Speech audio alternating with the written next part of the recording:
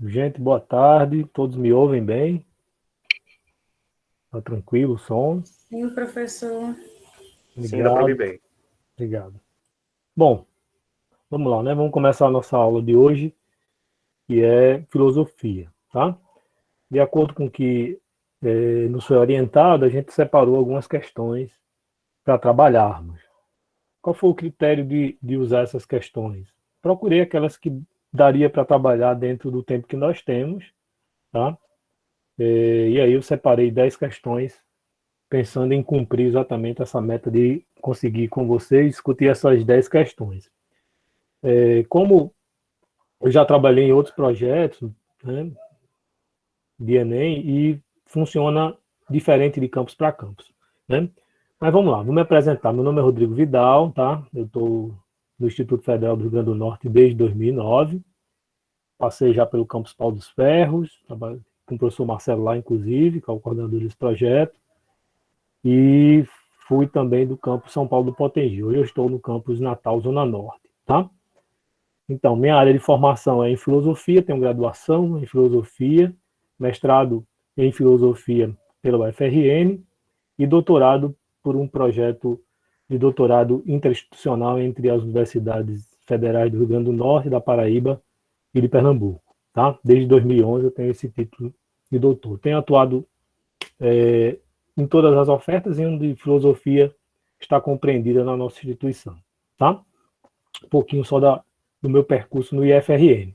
Bom, então, como eu estava falando, esses projetos eles têm características diferentes. Aqui, de fato, resolução de questões, né? Então, a gente não vai trabalhar tratando tematicamente e nem necessariamente fazendo explicitação de conteúdo. A gente vai ler as questões e tentar encontrar dentro do que estamos observando, né, a resolução dessa questão. E a explicitação exatamente de algum aspecto teórico que a gente possa utilizar aqui para nos ajudar a resolvê-la, tá? Sobre a participação de vocês, né, eu sei que vocês gostam bastante de participar, isso é muito bom. Será interessante que vocês se organizem, tá? Levantando a mão ou solicitando a palavra, coisa dessa natureza, para a gente otimizar o tempo, tentar responder e não, vamos dizer assim, se perder um pouco nessa organização, tá certo? Então vamos lá. Deixa eu passar aqui o slide para vocês. Primeira questão é essa que vocês estão vendo aí, tá? E aí tem esses três caras cabeçudos aí que vocês estão vendo. Sócrates no meio, né? Platão de um lado e Aristóteles do outro, tá? Então, como eu disse, eu não estabeleci um critério de temporal, nem mesmo um critério de temática para escolher as questões. A gente vai ter questões que envolvem a questão da filosofia prática, né, que aí contemplam questões de ética, questão de política. Nós vamos ter questões sobre teoria do conhecimento, vamos ter questões sobre epistemologia, que aí tangenciam algumas questões sobre a ciência, mas predominantemente são questões que se voltam para a discussão da filosofia prática, como eu disse, que envolve ou questões de política ou questões de ética, tá certo? Então vamos lá. Deixa eu fazer aí então a leitura da questão. Coisa importante é sempre ler as questões de uma maneira tranquila, tá, gente? Então, questão, que é uma questão da prova do Enem de 2010, bem antigo, né?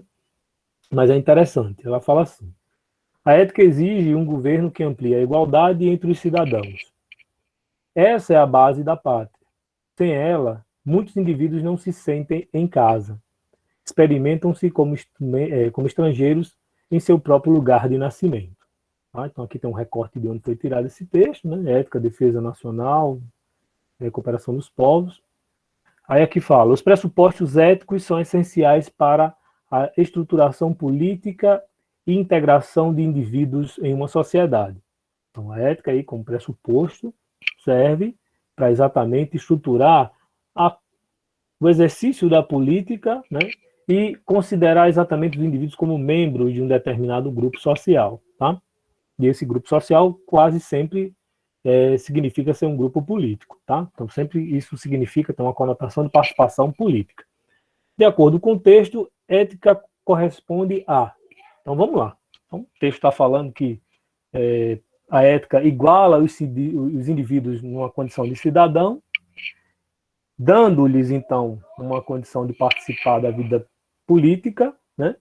Sem isso, sem essa participação, deles são retiradas essa condição de participação, deles são considerados o próprio status de cidadania. Tá? Como eles aí experimentam-se como estrangeiros em seu próprio lugar de nascimento. Ou seja, ser exilado, perder os direitos políticos, que era uma coisa que acontecia no passado também, na antiguidade. Tá? Muito mais do que a gente possa imaginar, inclusive. Então, de acordo com o texto, a ética corresponde ao quê? Né? O que seria a ética? Primeiro, né? Primeira opção aí que a gente tem. Proibição da interferência de estrangeiros em nossa pátria. Bom, se sabe que a condição de cidadania na antiguidade era garantida àqueles que eram nascidos na cidade, tá? E livres. E essa é uma condição basilar, vamos dizer assim. Bom, me parece pertinente, mas não necessariamente contemplaria o que seria a ética, porque a gente pode dizer, não, está dizendo algo que é verdadeiro para o mundo antigo, mas não é verdadeiro para todas as outras situações onde a ética está contemplada. Então aí a gente já pode descartar essa primeira, ficar em dúvida em relação a essa primeira questão, tá? Esse primeiro apontamento aí de indicação de resolução da questão. Depois, normas determinadas pelo governo, diferentes das leis estrangeiras. Normas determinadas pelo governo, diferentes das leis estrangeiras. Sim, a ética efetivamente não é lei, né? Não necessariamente. Não é lei, não está na Constituição desses povos, tá? O que mais? C, né? Preceitos normativos impostos pela coação das leis jurídicas. Traduzindo, preceitos normativos, ou seja, leis, impostas, então, por um princípio coercitivo, né? Da forma jurídica que determinado Estado tenha. Me parece também uma imposição aqui, não necessariamente uma experiência praticada pela ética. Estranha essa alternativa. D. Transferência dos valores praticados em casa para a esfera social. Então, aquilo que eu pratico no âmbito da minha família, eu levo para fora, isso seria ética? Não, não necessariamente também, tá? E, por último, valores e costumes partilhados pela maioria da sociedade. Valores e costumes partilhados pela maioria da sociedade. O que é que isso quer dizer?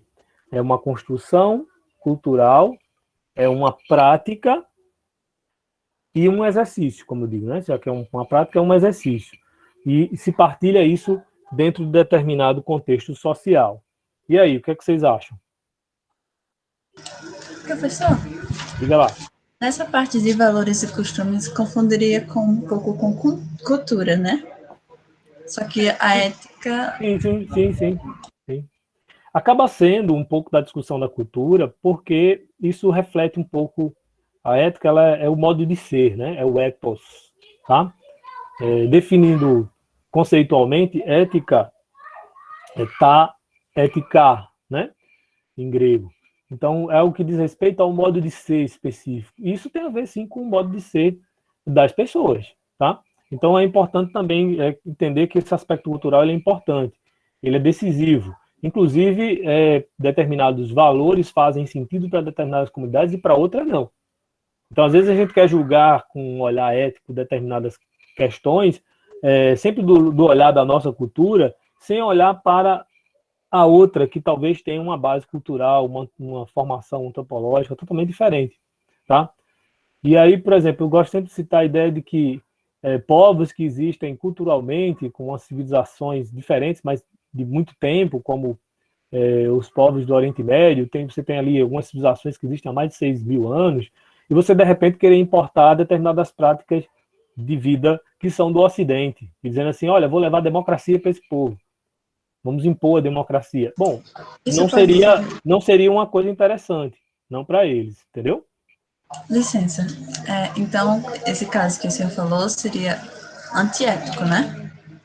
Não seria apropriado, né? Não seria apropriado tentar usar esse tipo de percepção que eu coloco o meu olhar, os meus valores para olhar uma outra prática de um outro povo com uma outra constituição, tá?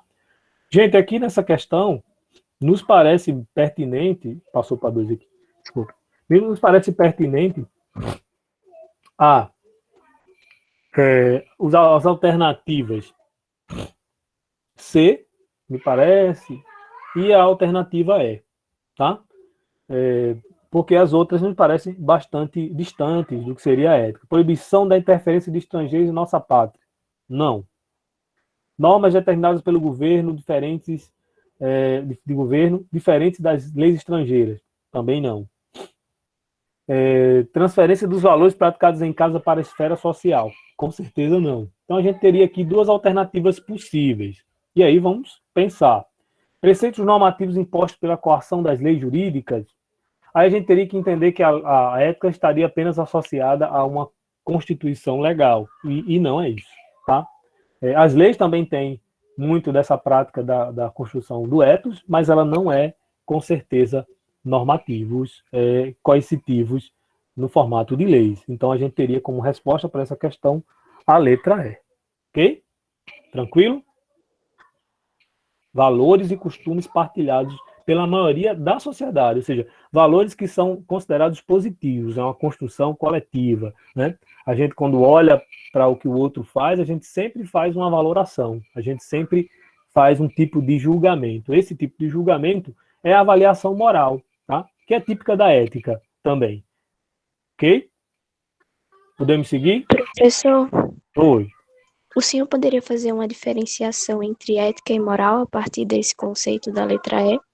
Certo. Muito bem tocado, porque normalmente a história da filosofia trabalha ética e moral como coisas sinônimas, mas é possível pensar como coisa distinta. E aí é uma escolha, né? Grandes filósofos da filosofia moral pensaram como coisas idênticas, coisas sinônimas, dentro de um mesmo âmbito de discussão.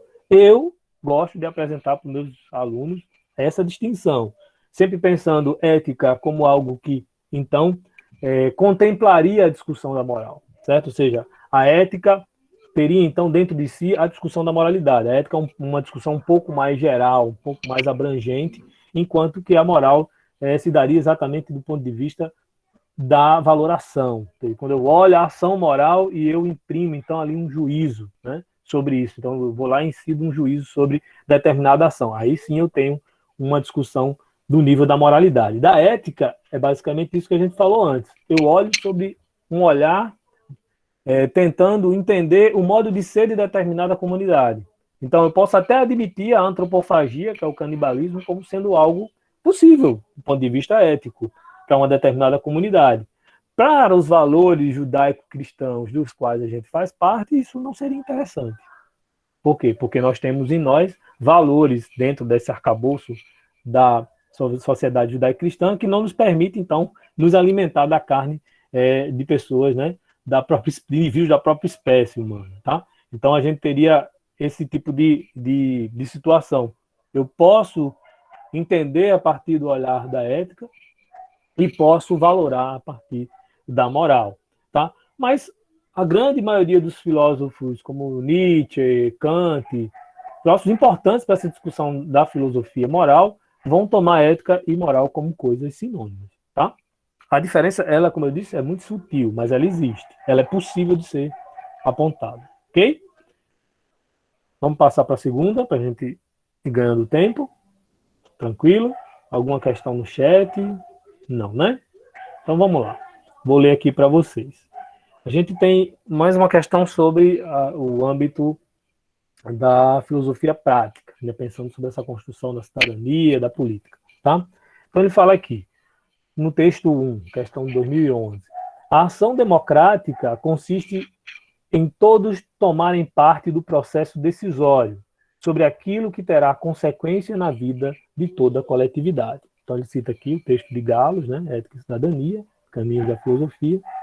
No texto 2, ele diz o seguinte: é necessário que haja liberdade de expressão, fiscalização sobre órgãos governamentais e acesso por parte da população às informações trazidas a público pela imprensa.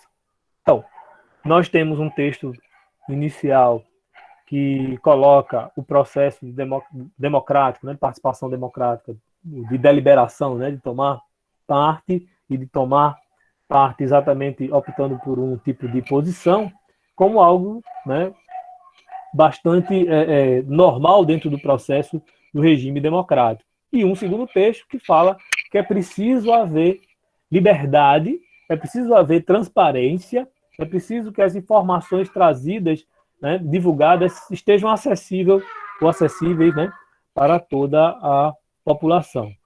Então, me parece que o texto está trabalhando sobre, a questão trabalha sobre dois aspectos fundamentais do regime democrático, que vocês devem saber quais são, né?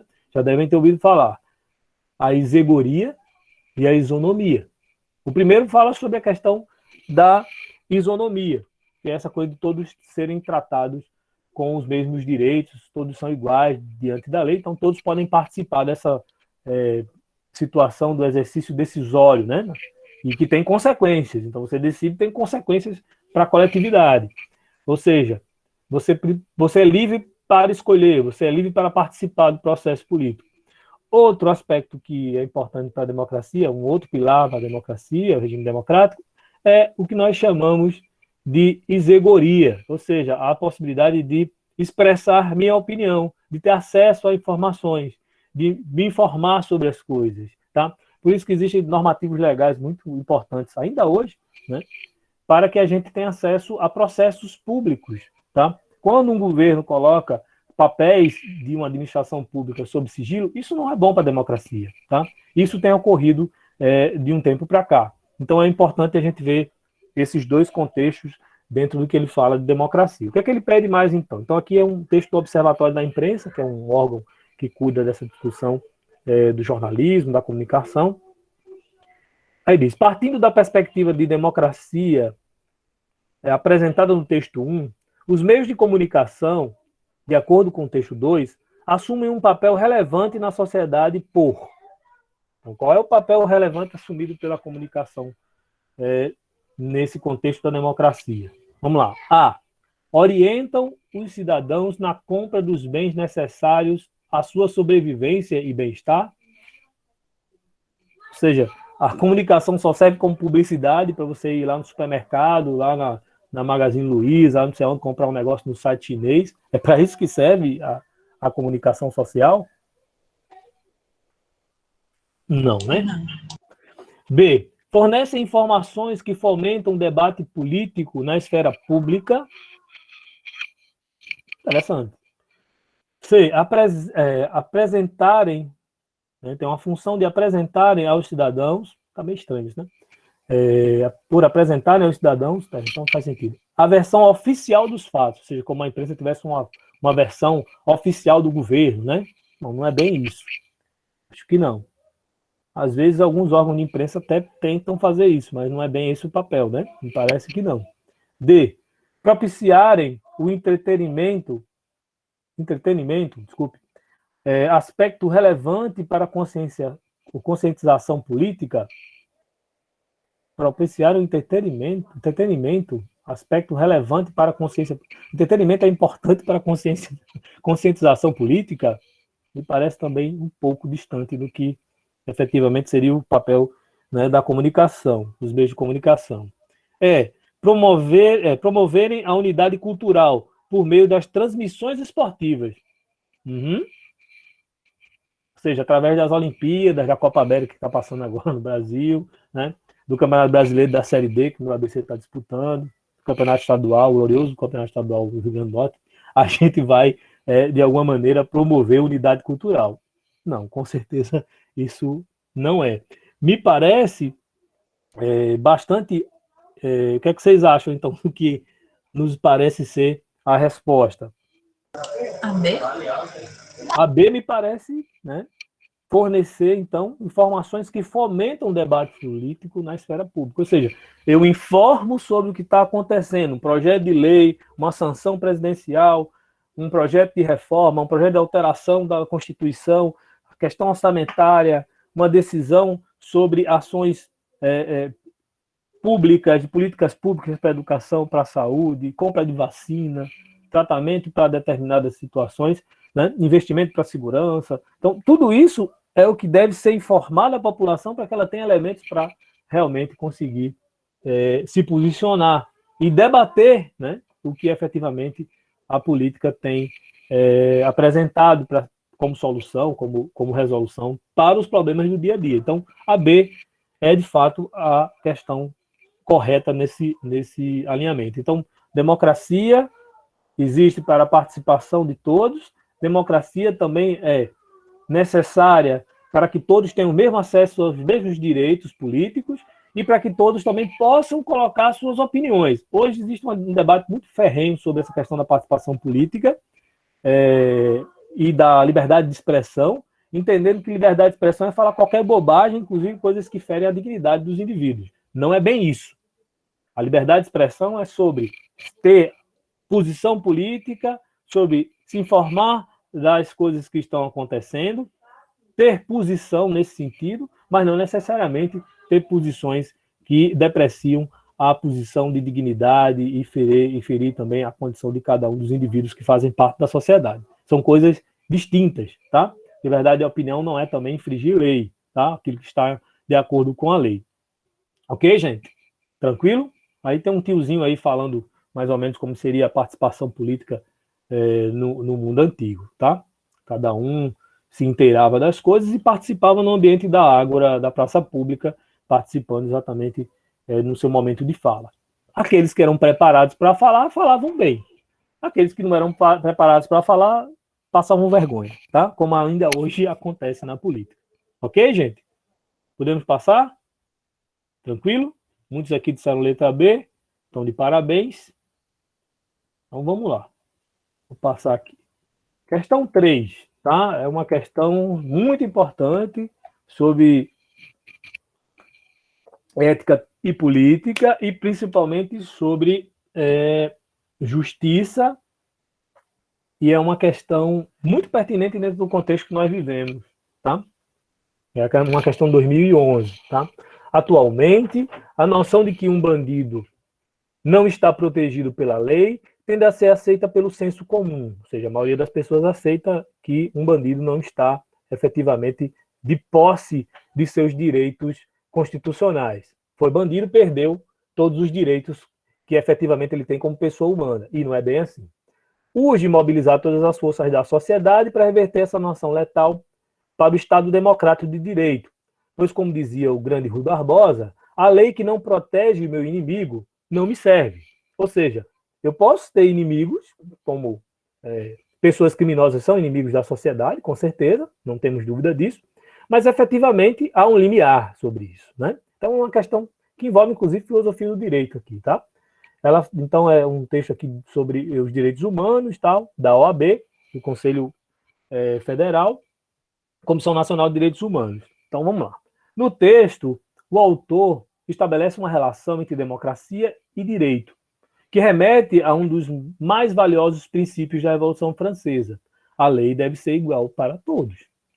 A inobservância desse princípio é uma ameaça à democracia. Por quê? Então vamos ver. Porque não observar esse aspecto de que a lei seja igual para todos é sim uma ameaça à democracia. Vamos ver. Bom, por quê, né? Diminui o poder de contestação dos movimentos sociais organizados? Meio distante, né? Mas tudo bem. Não está tão absurdo, mas está meio distante. B. Favorece a impunidade e a corrupção por meio dos privilégios de nascimento? Como se a gente estivesse falando aqui de um conceito de Aristói, os bem-nascidos, né? A aristocracia, aqueles que são bem-nascidos, que têm privilégios de nascimento. E no nosso país a gente sabe que essa discussão sobre privilégios para pessoas mais ricas ou mais importantes é uma coisa bastante comum dentro do aspecto da justiça, né? Isso geralmente causa muita indignação, tá? Bom, me parece estranho, mas dizer que alguém efetivamente tem algum favorecimento à impunidade porque a lei deve ser para todos, me parece bastante inconsistente isso, né? Não tem nem como considerar essa B. C. Restringe o direito de voto a apenas uma parcela da sociedade civil? Ninguém está falando de direito de voto aqui, né? Nós estamos falando de leis que sejam iguais para todo mundo e que todo mundo tenha garantia de um julgamento justo, né? Que tenha acesso àquilo que está previsto na Constituição, né? D. Resulta em uma situação em que algumas pessoas possuam mais direitos do que outras. Interessante. Consagra a ideia de que as diferenças devem se basear, na capacidade de cada um. Ou seja, está falando de meritocracia. Quer dizer, não tem nada absolutamente a ver com a questão. Tá? E aí, o que é que vocês acham? Vou voltar aqui para o chat. O que é que vocês já acham que essa questão quer nos mostrar? Qual seria, para vocês, a questão correta? Eu voltei muito aqui, não estou vendo. D.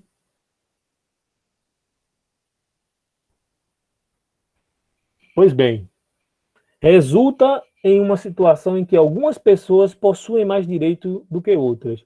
Quando eu, efetivamente, não trato as pessoas com isonomia, e aí eu considero alguns indivíduos dentro da sociedade, independente dos seus papéis, né, desenvolvidos na sociedade, e eu trato esses indivíduos como cidadãos de segunda ordem, que têm menos direitos, né, que têm menos possibilidades, então eu estou criando, sim, uma distorção nesse sentido do que a alternativa D fala. A gente vai ter como resultado de uma percepção, né, de desigualdade exatamente a ideia de que alguns têm mais direitos do que outros. Tá? Né? Então a gente parte dessa premissa. Até mesmo parte da discussão do preconceito racial e social no Brasil parte um pouco dessa condição.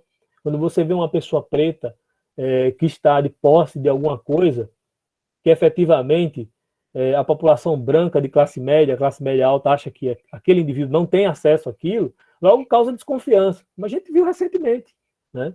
Um jovem no Rio de Janeiro, numa bicicleta que a gente chama de bicicleta elétrica, né? Foi indagado no meio da rua por 2 outros jovens brancos, porque exatamente acharam que ele tinha roubado aquela bicicleta. Ele não podia ter uma bicicleta daquela, por ser uma pessoa preta. Tá? Então essa é uma discussão.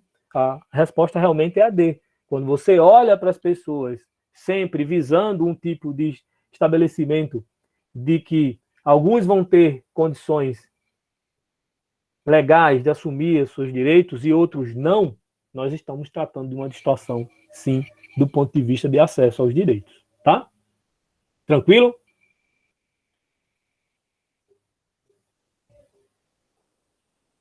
Ok. Então vamos seguir, tá? Vocês estão...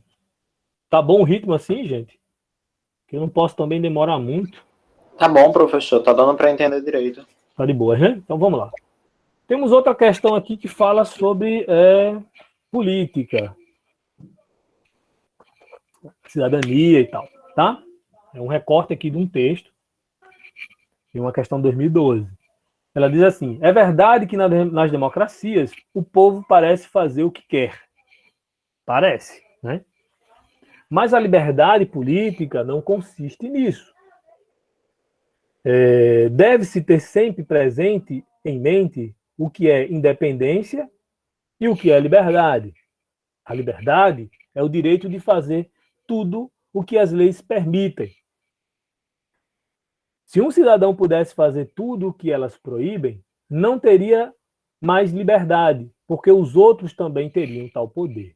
Então, um pouco daquela discussão onde está o limite da ação, né? E que a gente vê muito isso na discussão sobre liberalismo político, né? Ideais do liberalismo político, em que se fala que eu tenho o direito, por exemplo, pela minha liberdade, eu posso andar sem máscara, né? Não pode, amigo, porque você, além de se contaminar, vai contaminar os outros, né? Você não vive numa caverna, você não vive como um eremita, você vive em sociedade. Então, suas ações, elas têm consequências para as outras pessoas. E quando você aceita viver em sociedade, você também aceita o acordo, o nomos, tá? De fazer aquilo que está estabelecido por lei. Normalmente, a gente não faz o que está estabelecido por lei apenas porque nós queremos, nós fazemos porque, se não fizer, nós receberemos sanções. Então, é um pouco disso que a discussão está sendo colocada aqui. Diz que é um texto de Montesquieu, do espírito das leis e tal. Então, o que a questão pede, né? A característica de democracia ressaltada por Montesquieu diz respeito. Então, qual é a característica ressaltada aqui sobre a democracia que nosso amigo Montesquieu traz para nós? Ao status de cidadania que o indivíduo adquire ao tomar decisões por si mesmo. Democracia, demos, aqueles que são cidadãos, não é bem povo todo mundo não, é aquele pessoal seleto que tinha direitos políticos. Cracia, poder. Vamos pensar em cidadania, esse conceito dentro da democracia, que é essa participação, essa possibilidade de delegar determinadas decisões a uma parte participante, dizer que é tomar decisões por si mesmo. Não me parece ser interessante essa alternativa, né? B. Ao condicionamento da liberdade dos cidadãos à conformidade às leis. Então, eu sou livre de acordo com aquilo que está prescrito na lei. Se a lei me permite fazer determinadas coisas, esse meu direito de tomar decisões dentro desse leque de possibilidades legais me permite um campo de ação. Fora disso, eu tenho as sanções. Me parece uma alternativa interessante. Ok? C. Há a possibilidade de o cidadão participar no poder e, nesse caso, livre da submissão às leis. Então, vamos lá. Aqui está dizendo que o cidadão pode participar no poder e, nesse caso, ele fica livre das leis. É como se assim, nós tivéssemos alguém que tem o poder e que a lei não se aplica a ele. Não é bem assim. A lei se aplica a todos. Tá? Todos estão submetidos ao rigor da lei e às suas sanções. Certo? D. Ao livre-arbítrio do cidadão em relação àquilo que é proibido, desde que ciente das consequências. Essa também me parece ser algo interessante. A D. Me parece interessante. Ao direito do cidadão exercer sua vontade, de acordo com seus valores pessoais. Ou seja, eu tenho um determinado valor, você tem outro, eu posso agir do jeito que eu quiser. Não me parece coerente. Qual alternativa vocês aqui apontariam, gente? Para a gente discutir um pouco. Alguém já disse B? Me parece a B. Sim, ser a correta. Por quê? Porque quando ele fala assim, ao condicionar liberdade à conformidade da lei, eu estou dizendo, eu sou livre para agir dentro dos preceitos legais. A D, ela fala de livre-arbítrio. Livre-arbítrio está dizendo que eu tenho que arcar com as consequências do que eu faço, mas eu posso fazer. Ou seja, estou autorizado a agir pelo meu livre-arbítrio. Não está. Tá? Na prática, é o tipo da coisa que a gente pode até dizer, não, fulano quer colocar fogo na casa dele. Mas ele tem um livre-arbítrio para colocar fogo na casa dele. Peraí, não é... Então ele pode colocar, peraí, não é bem assim. Ele bota fogo na casa dele, de repente ele mata os inocentes que estão morando lá, que não tem nada a ver com isso, ou pega fogo no quarteirão todinho. Então, não é bem assim. Então, realmente, a resposta correta para essa questão é a letra B. Professor? Oi. Diga. Licença, o senhor poderia falar um pouco sobre a independência? Porque falar sobre a independência e a liberdade. Isso. São preceitos que vêm desde a Grécia Antiga. Os indivíduos, isso na Grécia chamava de autarqueia, ou seja, aquilo que define a si mesmo, ou seja, o princípio da sua ação em si mesmo. É o sujeito que tem uma certa condição de autonomia, de olhar para as coisas e dizer assim, eu tenho como decidir as coisas que são importantes para mim. Tá? Esse é um princípio importante. Mas ele é muito forte dentro de um período em que há, na Grécia, todo um estado de decadência, né, da polis e dos valores institucionais lá colocados dentro da cidade-estado, onde os indivíduos tinham esse status de cidadãos. Então, a independência, ela acabou com um tempo, esse tempo de crise, né, fazendo sentido. Então, eu não posso mais atuar na esfera pública, eu não posso mais influir em decisões políticas tomadas no âmbito da polis, do agro, da praça pública, então eu cuido de mim. Então, o período do século III a.C., essa possibilidade de pensar pela independência, pela autarquia, era muito forte. Isso vai aparecer em epicúreos, isso vai aparecer em estoicos, isso vai aparecer em céticos, isso vai aparecer em várias correntes desse período. Mas para o contexto posterior, essa independência, né, ela diverge um pouco do ideal de convivência na democracia, onde a gente acaba também, mais uma vez, tendo que acordar para determinadas situações em que precisamos agir, sim, de acordo com aquilo que está prescrito na lei, porque a lei é a situação limítrofe, tá? Então, nós somos livres para escolher dentro de um leque de possibilidades legais. Fora disso, a gente acaba tendo que arcar com consequências, tá? Também. Mas não é só isso. A liberdade, nesse sentido, como eu falei, dentro da perspectiva do liberalismo, é sempre dizer eu posso tudo, né? Porque tem o princípio da liberdade. Não, você não pode tudo. Eu tenho independência. Não, você vive em sociedade. Suas ações, por exemplo, se eu decido andar no carro, eu dizia isso muito para um amigo meu lá no interior, que ele gostava de andar sem o cinto de segurança. Eu dizia, bota o cinto. Aí ele ficava, não, bota o cinto. Aí ele botava o cinto. Você está andando no meu carro, você tem que botar o cinto. Aí, quando eu andava no carro dele, eu de cinto, ele dizia, eu tenho a independência, a liberdade para não colocar o cinto. Eu estou no meu carro. Eu disse, não, você tem a obrigação de colocar o cinto, porque se a gente colidir, o seu corpo vai bater no meu. Ou de outra pessoa que está lá fora. Então, só por isso, bote o cinto. Aí ele ficava muito irado com isso. Então, é muito restrita essa compreensão de independência, tá? E de livre-arbítrio dentro de uma relação onde existe exatamente a implicação da coletividade. Certo, gente? Eu não sei se ajudei, mas a gente vai por esse caminho aí. Questão 5. Uma questão de Platão.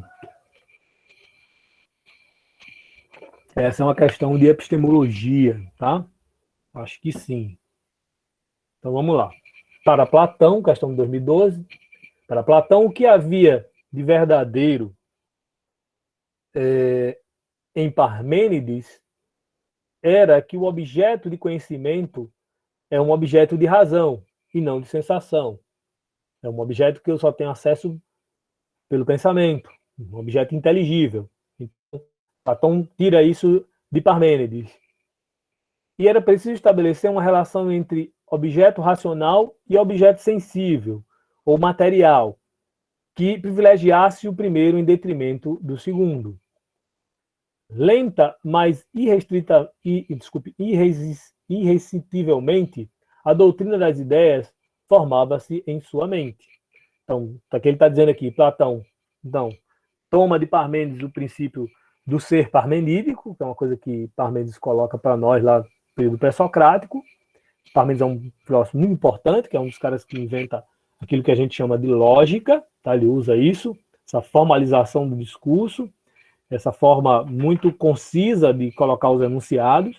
E aí Parmênides dizia, existem dois caminhos, gente. Um caminho que leva ao conhecimento, um caminho que leva à verdade e um caminho que leva ao erro. O caminho que nos leva ao conhecimento, esse caminho da letra, do desvelamento da verdade, é um caminho que eu só posso enveredar através do uso da razão. Eu não posso usar as sensações, porque as sensações me causam equívocos, as sensações são enganosas, as sensações são imprecisas. Você sente uma coisa em uma determinada situação e outra sente essa mesma coisa sobre essa coisa, sensações diferentes. Então, Platão toma isso emprestado de Parmênides, tá? E cria lá o que ele chama aqui de doutrina das ideias. Não é uma boa significação para o que Platão chama, mas ele chama aqui de doutrina das ideias, tá? O que é que o texto, então, faz? Né? O texto faz referência à relação entre razão e sensação, um aspecto essencial da doutrina das ideias de Platão. De acordo com o texto, como Platão se situa diante dessa relação? Então, a gente vai entender que, de acordo com o texto, Platão se situa como? Né? A. Estabelecendo um abismo intransponível entre as duas. Bom, isso não é verdadeiro. Apesar de parte da tradição filosófica dizer que Platão é um cara que tem um certo tipo de vamos dizer assim, preconceito com relação às sensações. Isso não é verdade. Basta um conhecimento de toda a literatura filosófica que Platão deixou para nós, que são os diálogos, e vamos perceber que existem várias evidências de Platão falando da posição do médico, do biólogo, do fisiologói, aquele que estuda a natureza. Então, ele privilegia, sim, ele acha, sim, importante as sensações. Há, sim, uma hierarquia para o conhecimento, mas ele não coloca um abismo entre as duas coisas, com certeza não, tá? B. Privilegiando os sentidos e subordinando o conhecimento a eles. Não, com certeza. Os sentidos não são o espaço mais privilegiado, tá? Com certeza não. O que mais? C. Atendo-se à posição de Parmênides de que razão e sensação são inseparáveis. Não, Platão não vai usar isso, inclusive porque Parmênides não disse isso, que razão e sensação são inseparáveis. Inclusive, ele diz que existem dois caminhos, né? Um caminho da verdade e um caminho do erro. E o caminho do erro seria exatamente o caminho da sensação, tá? D. Afirmando que a razão é capaz de gerar conhecimento, mas a sensação não. Sim, me parece interessante. Rejeitando a posição de Parmênides de que a sensação é superior à razão.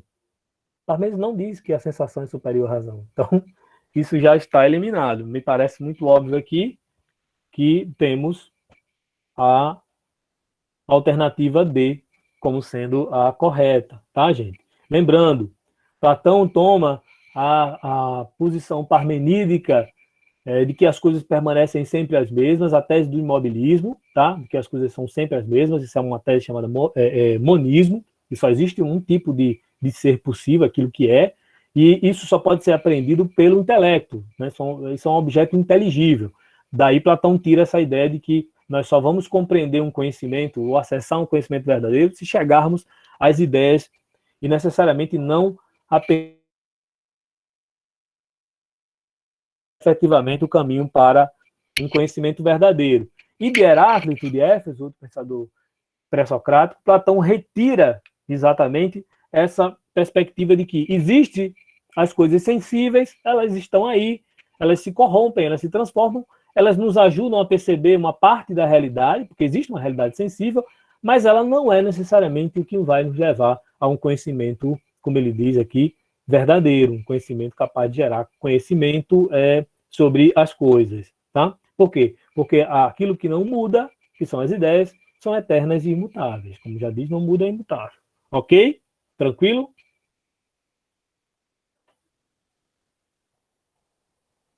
Então, a sensação não gera conhecimento porque ela não é lógica. Não só por isso, mas também porque a sensação, ela é, como os sofistas gostavam de dizer, Protágoras, que é um grande célebre sofista, falava que o homem é o métron de todas as coisas. O homem é a medida de todas as coisas. Então, depende de cada indivíduo, a maneira que cada um percebe. Eu posso ter percepções diferentes.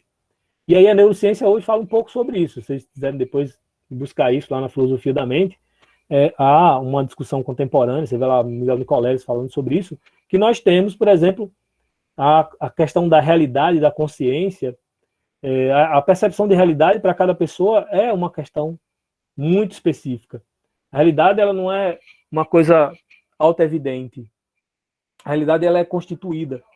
Cada um vai juntando as suas partes e aí você tem a realidade perceptível por você. Então, o que eu percebo não é a mesma percepção que vocês têm, tá? Então, existe uma subjetividade, sim, né? Isso você matou a questão aí.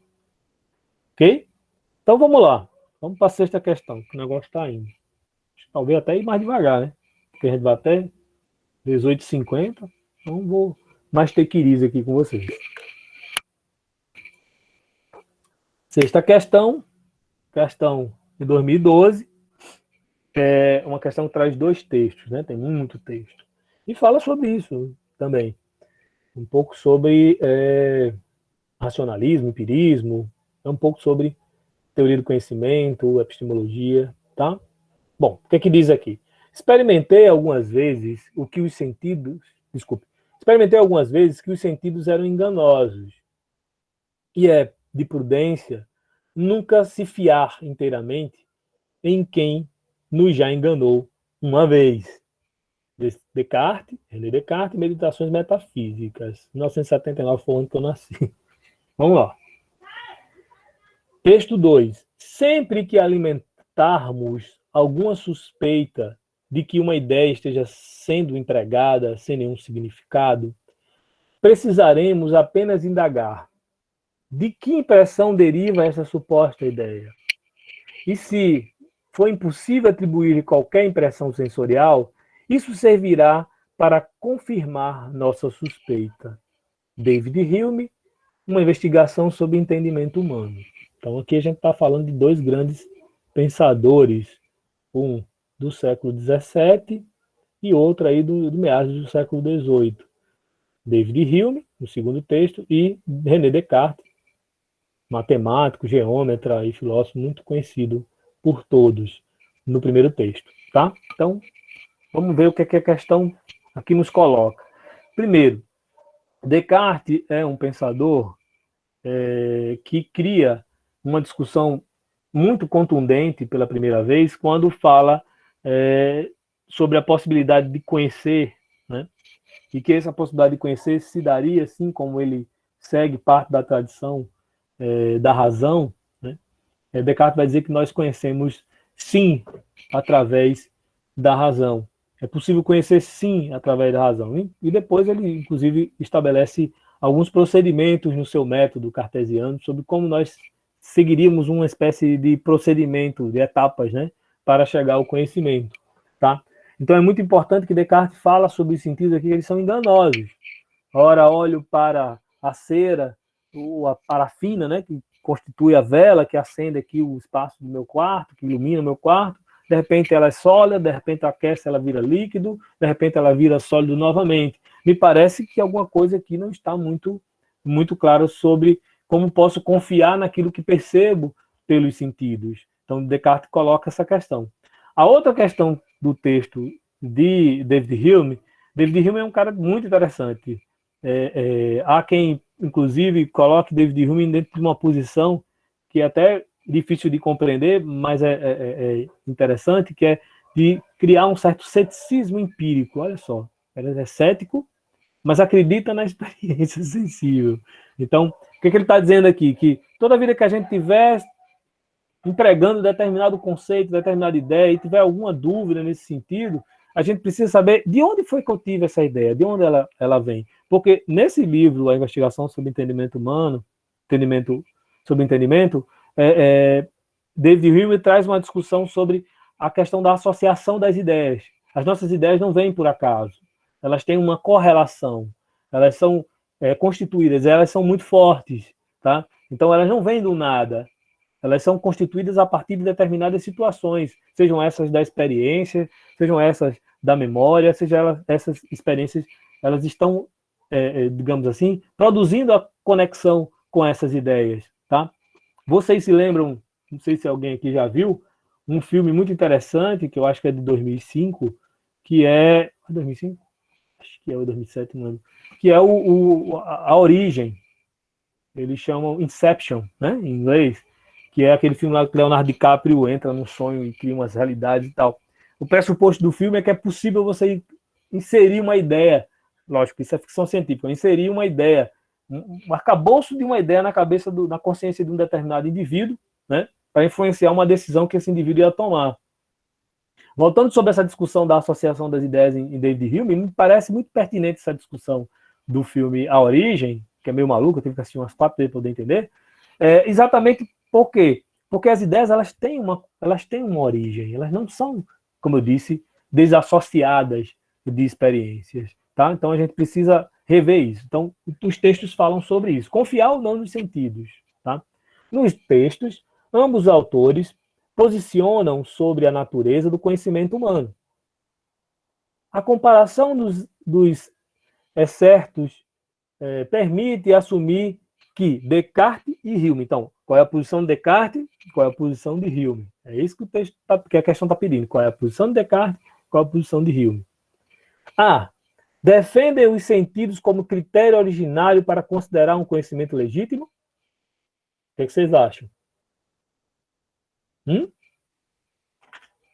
Meio estranho, né? Descartes diz: experimentei os sentidos algumas vezes e eles eram enganosos. Não se deve confiar em alguém que efetivamente já te enganou uma vez, né?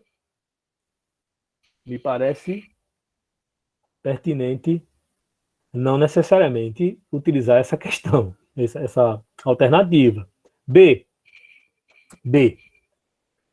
Entendem que é desnecessário suspeitar do significado de uma ideia na reflexão filosófica e crítica. Opa! Que a gente traz outra questão em Descartes, que vocês não podem esquecer. No método cartesiano, nós trazemos aspectos muito importantes que estão na filosofia antiga, na filosofia do século III, do ceticismo antigo, que é exatamente a questão da epoqué. Epoqué, que quer dizer suspensão de juízos. Eu não posso afirmar determinadas coisas até que eu tenha a confirmação disso, ou pelo menos a sua não contradição. Então, Descartes traz isso para o método, a dúvida metódica, que vocês já ouviram falar. Duvide. Então, se eu duvido, até mesmo da minha própria existência, como Descartes fala no cogito ergo sum, penso, logo existo, se eu duvido que efetivamente posso existir, então não vai ser nada de uma experiência sensível que vai, uma impressão sensorial, que vai me confirmar se eu existo ou não. Porque eu posso estar sonhando, eu posso estar louco, eu posso ser fruto da imaginação de um malan genie, como eles diziam, um gênio maligno. Então, eu posso ser invenção da imaginação desse gênio maligno. Mas, se esse gênio maligno, de fato, me permite a existência apenas no seu pensamento, é quase impossível que ele me permitiria, desculpem, duvidar da minha existência. Então, se eu penso, se eu duvido até mesmo da minha própria existência, então eu devo existir. Por quê? Porque eu uso um critério único e exclusivo racional da dúvida, tá? E eu vou ter essa certeza não por uma experiência sensível que eu existo, mas por uma consequência exatamente do uso da razão. Ou seja, por usar a razão, eu tenho certeza que eu posso existir. Então, me parece que eles não vão desprezar a questão do critério da dúvida para a reflexão filosófica, principalmente em Descartes, isso é muito claro, tá? Então, essa questão também, essa alternativa parece não ser procedente. Alguém falou de Matrix, Matrix também tem os seus paranauê da filosofia, com certeza. Todo dualismo platônico e toda relação, todo problema mente-corpo também está lá, que é o que Descartes também discute. C. São legítimos representantes do criticismo quanto à gênese do conhecimento? Não. O criticismo é uma corrente que vem um pouco depois, com Kant, principalmente. Immanuel Kant, filósofo alemão do século XVIII. Tá? D. Concordam que o conhecimento humano é impossível em relação às ideias e aos sentidos. Ixi, então, eles são céticos? Duramente céticos, como ele está dizendo, concordam que o conhecimento humano é impossível? Não, com certeza não. Não em Descartes. E Hume, com certeza não, apesar dele ter essa denominação por alguns estudiosos de ser um fundador de um certo ceticismo empírico. Mas ele está crendo, pelo menos, que os sentidos são fonte, sim, importante para o conhecimento. Então, com certeza, ideias e sentidos não seriam desprezados por ambos, tá? E atribuem diferentes lugares ao papel dos sentidos no processo de obtenção do conhecimento. Atribuem diferentes lugares, importâncias, né? Desempenho, né? Funções para os sentidos no processo de obtenção do conhecimento. Sim, a letra E me parece, sim, a resposta correta. O que vocês acham? Letra E. Né? Não vou perder tempo com isso. Letra E, sim, é a resposta correta. Por quê? Porque as demais são bem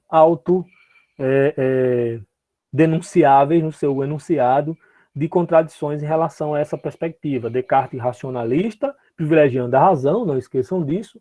David Hume privilegiando os sentidos, mas com esse pé no ceticismo também, tá? Então, a experiência sensível é importante, Tanto que para David Hume, por exemplo, ele fala na própria investigação que eu posso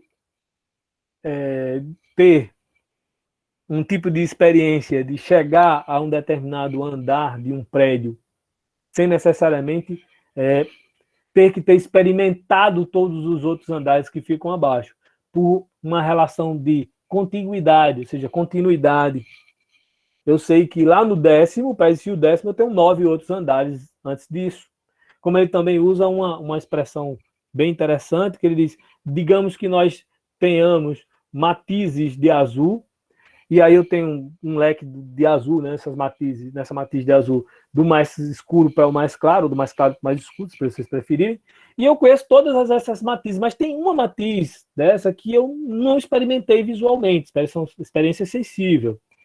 Para David Hume, eu consigo contemplar essa cor que eu não tive a experiência sensível apenas por uma relação de contiguidade, porque eu estou vendo do mais claro para o mais escuro, que aí eu consigo sim ter a percepção dessa cor que eu não tive a experiência sensível. Vejam bem, a experiência sensível é importante, como também a articulação do uso da razão. Então, com certeza, a letra E nos parece contemplar aí a resposta. Ok, gente? Podemos seguir? Alguma questão, alguma dúvida, alguma colocação? Não? Questão 7, né? Uma questão sobre epistemologia. Nosso amigo Platão apontando para cima, nosso amigo Aristóteles apontando para baixo, segurando um livro de não sei se é epistemologia ou se é ética, agora não sei. E o Platão está com, se eu não estou enganado, é o Timeu, né? Que é uma obra em que Platão fala sobre a alma do mundo, é uma obra onde Platão fala sobre a sua teoria da formação do universo, e há altas viagens no Timeu, inclusive é onde existe uma das maiores evidências sobre a existência da civilização de Atlântida, né? Muita gente que viaja nessa história de Atlântida. Platão nos fornece algumas imagens sobre o que seria essa civilização nesse texto do Timeu. Essa imagem, que é uma imagem da época do Renascimento, se não estou enganado, né? É uma pintura lá que mostra vários filósofos, aí esse recorte de Platão e Aristóteles é muito significativo. Platão apontando para a teoria das ideias, né? Para uma realidade diacese, que eu vou conhecer pelo contato com aquilo que está nas ideias, e Aristóteles dizendo, não, é o mundo da empiria, o mundo da experiência sensível. Tanto é que Platão foi mestre de Aristóteles, e Aristóteles superou o mestre exatamente dizendo que teoria das ideias, teoria das e realidade sensível estavam, ou seja, realidade sensível e realidade inteligível estavam coladas. Na hora que eu tenho acesso ao que é uma caneca, fisicamente, eu tenho ideia exatamente ao conteúdo da ideia de caneca. Platão não. Platão já pensava que eu preciso contemplar a ideia de caneca para efetivamente compreender, conhecer as canecas que estão por aí no mundo. Tá? Então, são formas de pensar diferentes. Geralmente, os mestres são superados ou divergidos, né, assim, objetados por seus pupilos. Tá? Isso é uma coisa normal na filosofia antiga. Ok? Então, vamos lá. O que a pergunta quer aí? A questão 7. O que a questão 7 nos pede? Pode-se viver sem... É uma questão de 2012 também. Pode-se viver sem ciência. Olha só que coisa interessante. Né? A gente está vivendo uma época de pandemia, onde as pessoas negam a ciência, e quem está negando a ciência, obviamente, pagará o preço por isso. Pode-se viver sem ciência. Pode-se adotar crenças sem justificativas, ou sem justificá-las racionalmente. Pode-se desprezar as evidências empíricas. No entanto, depois de Platão e Aristóteles, e já faz quase 25 séculos, faz mais ou menos 25 séculos, né, que eles passaram por a gente, depois de Platão e Aristóteles, nenhum homem honesto pode ignorar que uma outra atitude intelectual foi experimentada, a de adotar crenças com base em razão e evidências, e questionar tudo o mais a fim de descobrir seu sentido último. Zíngamo, Platão e Aristóteles, aí sobre o fascínio da filosofia. Ou seja, você pode viver do jeito que você quiser, na ignorância, na negação, né? No negacionismo, né? Numa vida obtusa. Mas ninguém pode dizer que depois de Platão e Aristóteles tem como se ignorar essa discussão sobre construir um conhecimento baseado em evidências, baseado em conceitos, baseado em fatos. Tá? Inclusive, é preciso dizer que a ciência ela é constituída por fatos, e não porque eu acho, por visões dogmáticas, por visões, como eu posso dizer, baseadas em opiniões, tá? Em achismos. Não é isso. A ciência é muito mais do que isso. Tá? E aí a pessoa pode gostar ou não, mas na realidade é isso mesmo que vai acontecer. Tá? A ciência precisa de fundamentação, precisa de justificação. Tá? Então, para Platão e Aristóteles marcaram profundamente a formação do pensamento ocidental. No texto é ressaltado importante aspecto filosófico de ambos os autores, que, em linhas gerais, referem-se a... Quais são os aspectos importantes ressaltados no texto? Vamos lá. Questão A. A adoção da experiência do senso comum como critério de verdade.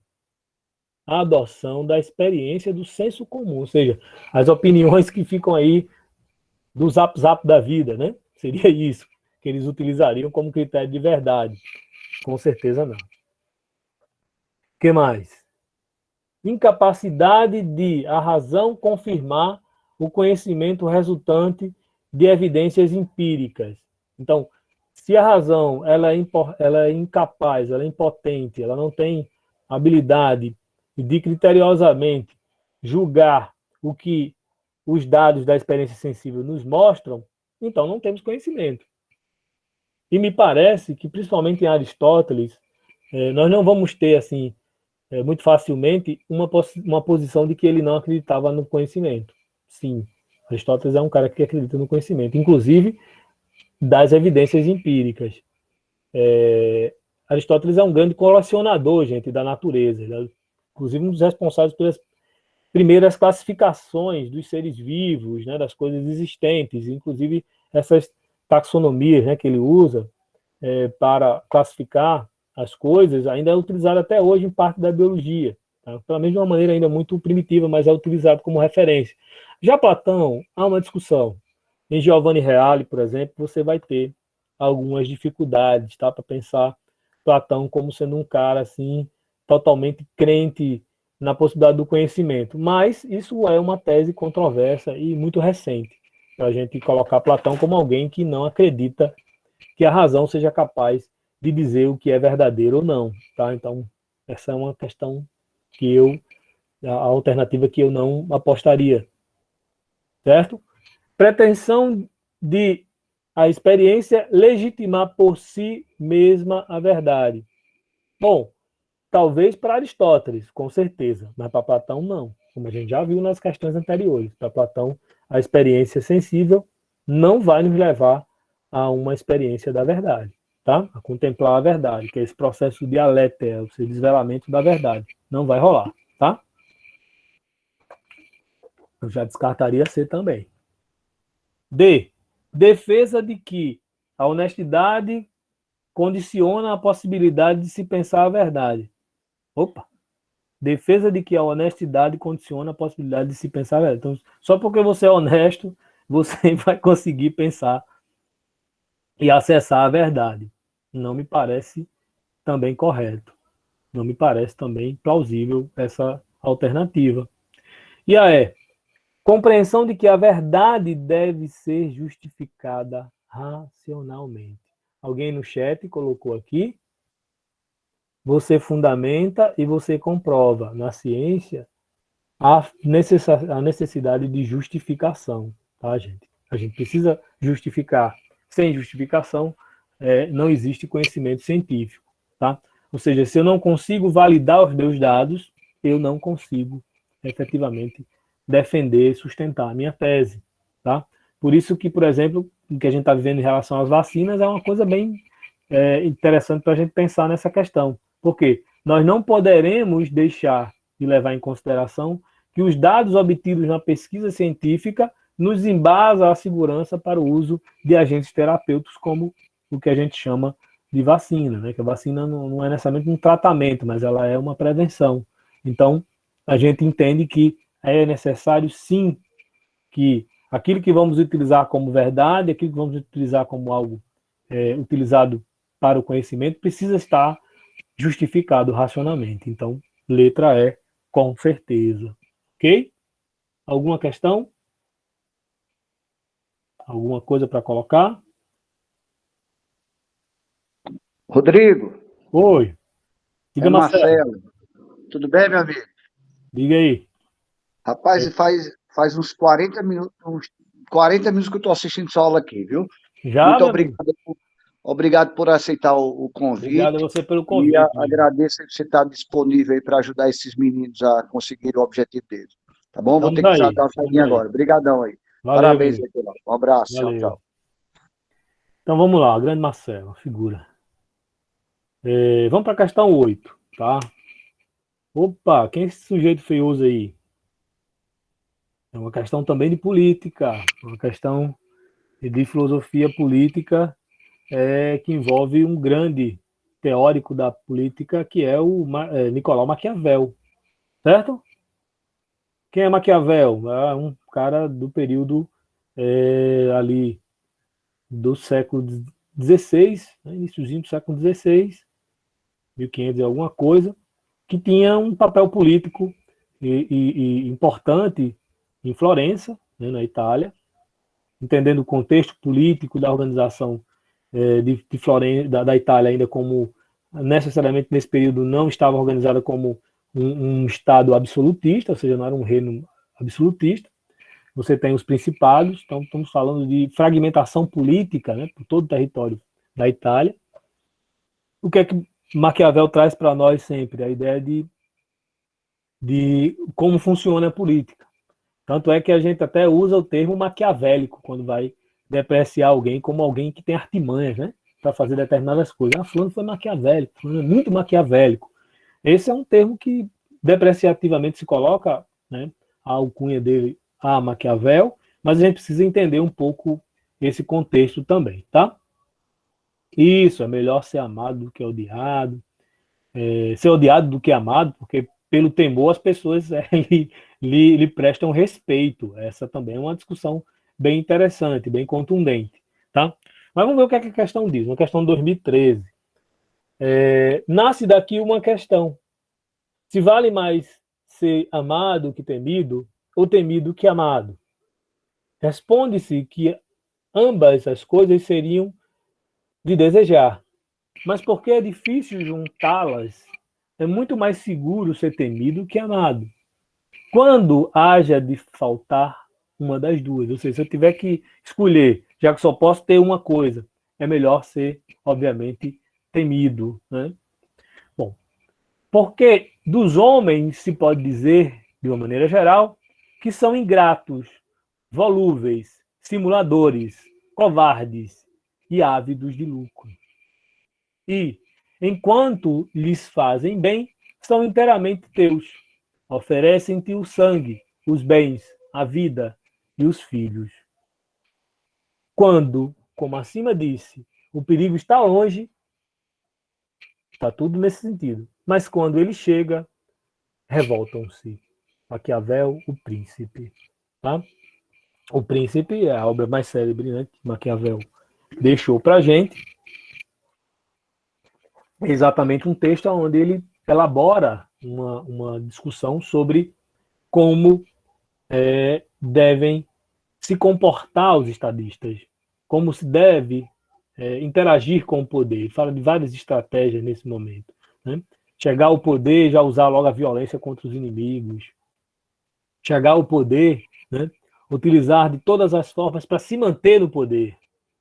Então, nos parece que Maquiavel, pela primeira vez, isso falam aqueles que estudam Maquiavel, nos fala pela primeira vez de uma forma realista do que é a política. Por quê? Porque em Aristóteles, em Platão e outros teóricos antes de Maquiavel, a política nos parece algo idealizável. Platão fala de um rei filósofo, olha que coisa maravilhosa, o rei filósofo, um cara ponderado, aquele que governa para os governados, para o interesse do povo, aquele que está preocupado exatamente em ser bom, né? Aquele que está preocupado em realizar o bem comum. Maquiavel não, ele é o primeiro a dizer, olha, os expedientes utilizados pelos políticos são expedientes, como a gente pode dizer, dotados de maldade, de iniquidade. Sabe o que é isso, gente? Iniquidade? Ruindade. E aí, dessa ruindade, obra-se exatamente todo tipo de expediente contra o povo. Tá? Então, você pode enganar o povo, você pode mentir, você pode espizinhar esse povo, você pode humilhar esse povo, você pode massacrar os seus inimigos. Então, tudo isso Maquiavel está mostrando. É como se ele estivesse expondo uma realidade que até então ninguém teve a coragem de falar. Alguns gostam de dizer, Maquiavel está ensinando o político a ser ruim. Não, ele está mostrando ao povo, para a posteridade, inclusive, né, a gente pode dizer que nessa época nem todo mundo lia, né? Então não era para todo mundo não, mas para quem depois pôde acessar a sua obra, a ideia de que veja como a praxis política ela é extremamente distante da praxis baseada, ou seja, da prática baseada em valores morais, em valores éticos. Os políticos são ruins, só pensam em si, são egocêntricos. Na maior parte do tempo, eles só estão pensando na manutenção do seu poder, tá? Qualquer relação com a realidade não é mera coincidência, não, tá, gente? A política é isso mesmo. Então, Maquiavel é um dos caras que inaugura o que a gente chama de política, de visão de Estado, inclusive, moderna, tá? Ele é o primeiro a fazer isso, já nesse período aí do século XVI, ok? Mas o que é que pede a questão? Vamos para a questão.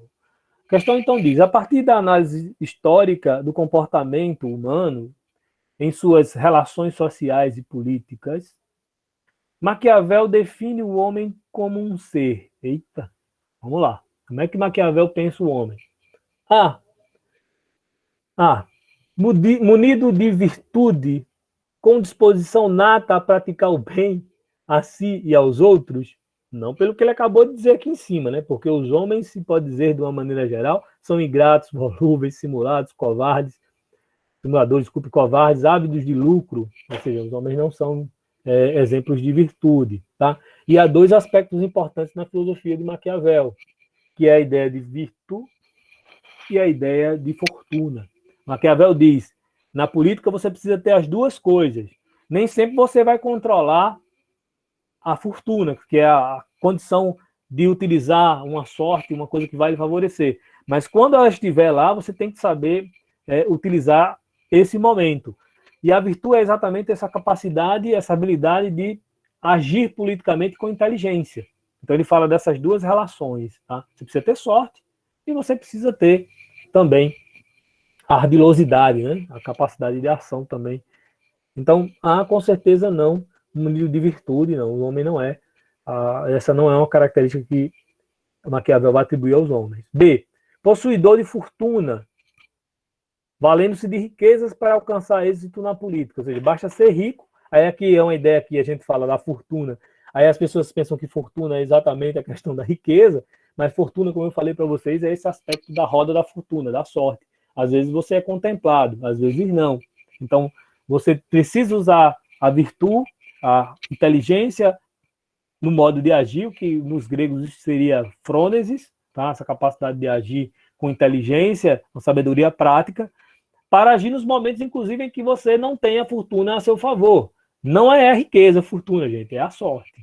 Tá? É algo em relação à oportunidade da ação que lhe favoreça. Os políticos precisam agir também com essas brechas que o acaso dá, mas também saber criar as situações. Por isso é necessário agir com a virtude. Aqui ele associa fortuna à riqueza, já nos parece ser algo totalmente descartado, tá? Quem mais? Ninguém colocou mais nada. C. Guiado por interesses, de modo que suas ações são imprevisíveis e inconstantes. Interessante. Naturalmente, guiado por interesses, de modo que suas ações são imprevisíveis e inconstantes. Essa é uma das coisas que Maquiavel fala no Príncipe, de que é preciso estar preparado para todos os turbilhões que podem acontecer enquanto se está com o poder, porque tudo pode acontecer. D, naturalmente racional, vivendo em um estado pré-social e portando seus direitos naturais. Nos parece também interessante, mas a gente vai analisar. Naturalmente racional. Não me parece que naturalmente os homens todos tendam, por inclinação, à racionalidade.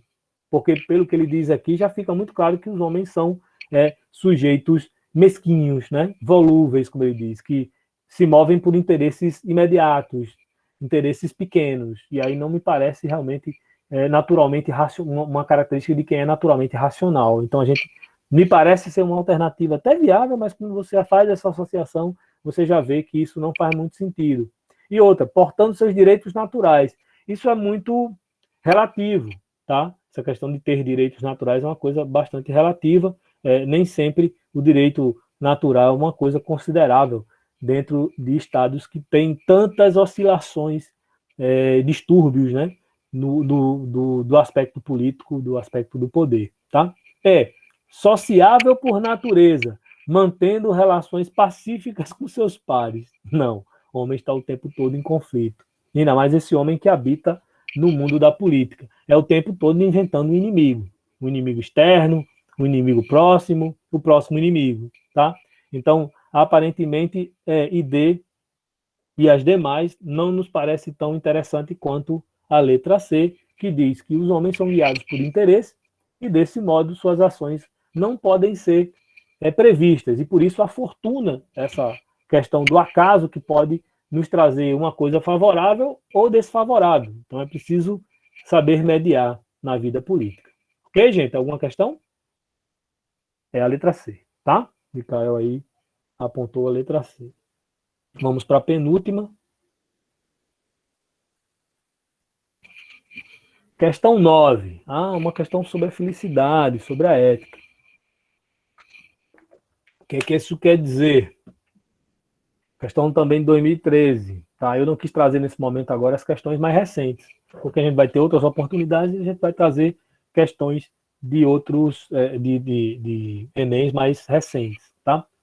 Uma questão sobre a felicidade, em Aristóteles. Né?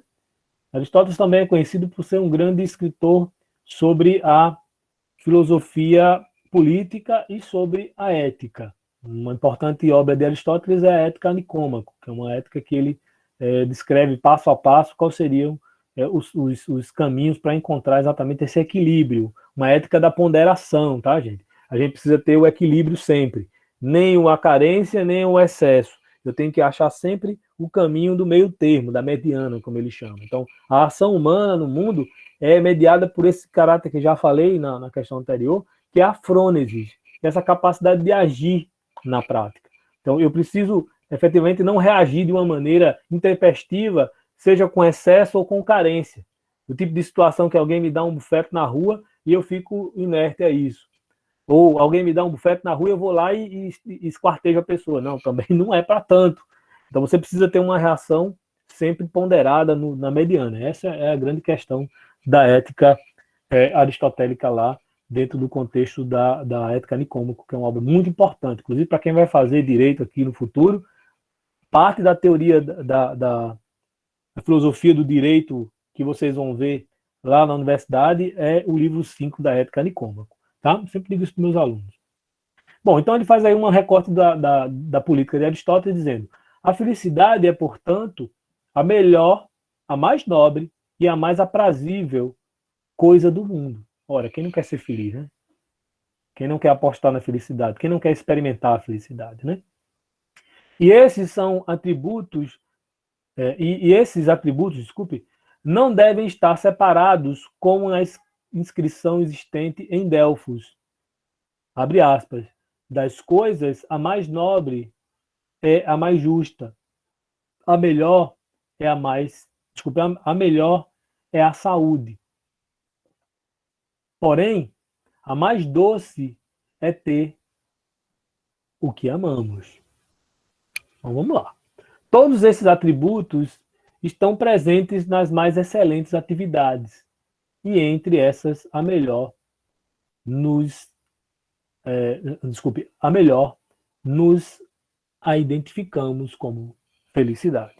Isso que ele chama em grego de eudaimonia, tá?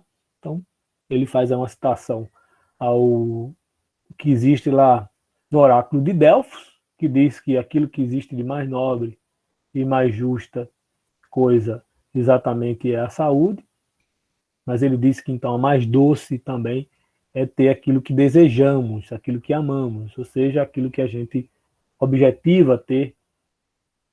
E para isso, então, quando realizamos essas coisas, temos a felicidade. Bom, ao reconhecer a felicidade, na felicidade, a reunião dos mais excelentes atributos, Aristóteles a identifica como? Ao reconhecer na felicidade a reunião das coisas mais excelentes, mais interessantes que existem, ele a identifica como a busca por bens materiais e títulos de nobreza. O que vocês acham? Busca por bens materiais e títulos de nobreza?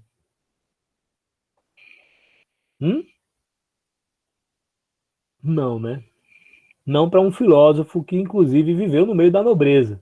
Ele foi preceptor de Alexandre o Grande, a pedido do pai de Alexandre, Filipe, que pediu para que ele cuidasse da formação intelectual inicial de Alexandre o Grande. Vocês devem também já ter visto o filme, Alexandre o Grande, é um filme também épico muito interessante. Então, Aristóteles viveu no meio desse povo e ele sabia conviver com essas pessoas, né? Aristóteles era um cara todo engomadinho, todo influente, mas com certeza busca por bens e títulos de nobreza não estão nesse caráter. B, plenitude espiritual e ascese pessoal.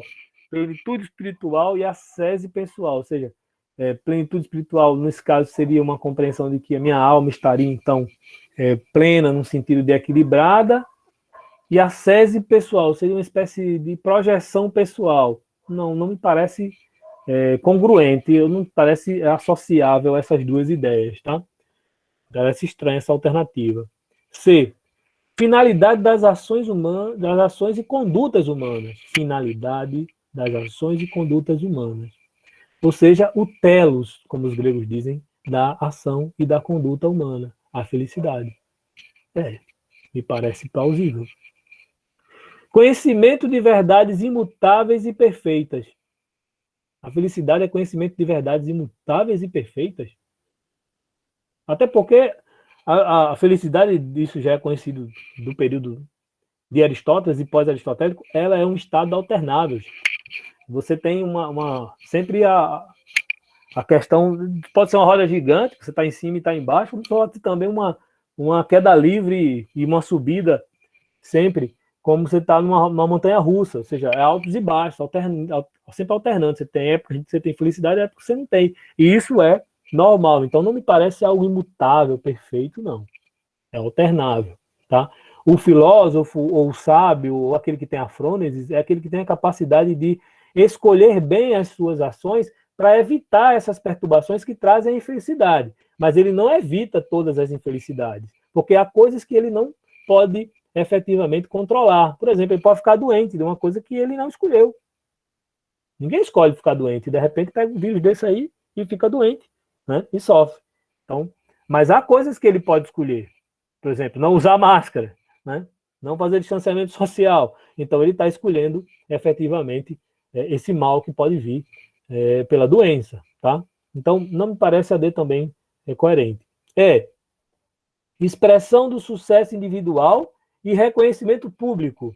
Essa é uma questão, inclusive, muito próxima da ética do período helenístico, já pós-aristotélico, que aparece na ética de Epicuro, por exemplo, onde se fala que existem tipos de necessidades que os indivíduos criam, né, que não são nem necessárias nem naturais. Essa é uma delas, porque eu posso realizar aquilo que é necessário e aquilo que é natural, comer, dormir, descansar, beber água, né? São coisas naturais e necessárias. Eu posso também ter coisas naturais não necessárias, que são as coisas que eu quero realizar porque é natural desejar, por exemplo, hoje eu queria comer um sushizinho, um negócio diferente, cara. Eu não quero comer cuscuz hoje, não, eu quero comer um negócio diferente. É natural, mas é necessário para o seu corpo? O seu corpo não distingue sushi de cuscuz. Ele vai se nutrir com os dois de maneiras diferentes, mas vai se nutrir. Então, são desejos naturais, mas não são necessários realizar. Seu corpo vai ser nutrido com pão, vai ser nutrido com cuscuz, e não necessariamente com a comida da iguaria lá do La Brasserie de la Mer, aquele restaurante ali em Ponta Negra, que é aquele Jarcan, né? Jarcan, que assina os pratos e tal. La Brasserie de la Mer, só vou ser feliz se comer todos os dias lá no La Brasserie de la Mer. Obviamente, isso é uma grande tolice. É natural desejar, mas não é necessário realizar. E existe essa categoria de desejos, tá, gente? Tá me avisando aqui, falta 5 minutos. A gente vai já para a última questão, para finalizar. Que há desejos que não são naturais e nem são necessários. São exatamente essa última categoria aí. Expressão de sucesso individual, a felicidade é isso. E reconhecimento do público, que as pessoas me amem, que as pessoas me respeitem, que eu tenha uma grande plateia, que eu tenha grandes seguidores. Hoje, nas redes sociais, é basicamente isso que as pessoas estão buscando. Então, nos parece coerente, como o Mikael está falando aí, que a letra C seja a questão, entendendo, então, felicidade como o telos, a finalidade das ações e condutas humanas. Então, eu tenho a felicidade como algo que eu busco. Eu vou encontrar? Em algumas situações, sim. Em outras, não. Ela vai ficar distante. Tá? Agora, o sábio que usa a ética, a frônesis, a sabedoria prática, ele é aquele que tem condições, e a virtude é aquele que tem condições de utilizar exatamente critérios que vão evitar determinadas situações que são mais usuais às pessoas, né? Exatamente usarem ações desmedidas e aí trazendo uma situação desagradável com mais evidência, com mais pertinência. Tá? Vamos lá para a nossa última questão. Opa, uma questão sobre ciência, sobre filosofia da ciência. Tá? E um cara medieval aí, ou seja, um cara do período da Renascença, nessa transição do período medieval para o período... Fala aqui, então, uma questão de 2013, texto 1. O heliocentrismo não é o meu sistema, mas a ordem de Deus. O heliocentrismo não é o meu sistema, mas a ordem de Deus. Copérnico, as revoluções dos orbes celestes. Ou seja, Copérnico está dizendo aqui que o heliocentrismo não é um sistema dele, mas foi Deus que o postulou na cabeça dele. Texto 2. Não vejo nenhum motivo para que as ideias expostas neste livro, A Origem das Espécies, se choquem com ideias religiosas. Charles Darwin, exatamente lá na metade do século XIX. Tá? Então, são dois textos, duas visões bem interessantes. Uma dizendo que a teoria foi colocada por Deus, né? Uma ordem de Deus, e o outro dizendo que não vê nenhuma relação entre o que seria, então, o pensamento científico e ideias religiosas. Então, vamos lá. Os textos expressam a visão de dois pensadores, Copérnico e Darwin, sobre a questão religiosa e suas relações com a ciência. No contexto histórico de construção e consolidação da modernidade, a comparação entre essas visões expressa, respectivamente, a visão de Copérnico e a visão de Charles Darwin. O que é que a gente vai ter aí? Quais são as alternativas? A. Articulação entre ciência e fé. Pensamento científico independente. Posição Copérnico, posição Charles Darwin. Articulação entre ciência e fé, Copérnico. Pensamento científico independente, Charles Darwin. Parece-me bem interessante também. Poder secular acima do poder religioso, defesa dos dogmas católicos. Não nessa ordem, né? Me parece tal bem ao contrário.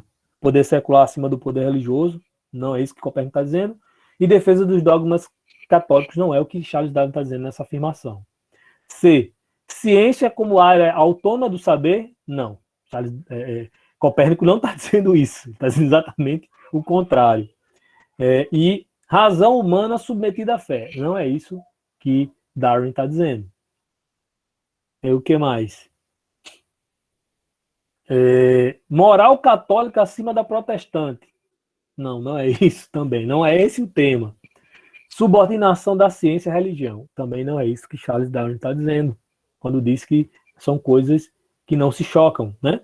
Autonomia do pensamento religioso, fomento à fé por meio da ciência. Não, não é isso que ambos estão dizendo. Então, nos resta, como mais plausível, a articulação entre ciência e fé, que é o que fala o nosso amigo Copérnico, dizendo que existe a ciência, mas existe também a fé como algo que pressupõe também uma fundamentação e uma iluminação sobre o que é conteúdo científico, e existe o pensamento científico independente, aí exclamado por Charles Darwin, quando ele diz que não deve haver choques entre aquilo que efetivamente a ciência produz e as ideias da religião. Ok, gente? Alguma questão, algum comentário final? Agradecer a vocês que ficaram aí pela atenção. Desculpem aí qualquer falha. A gente vai ter outros momentos de encontro, tá? E a gente vai trazer questões mais vai chegando mais perto do nosso tempo, tá bom? Agradeço aí os que gostaram da aula e aos que não gostaram também. E a gente se vê aí na próxima oportunidade.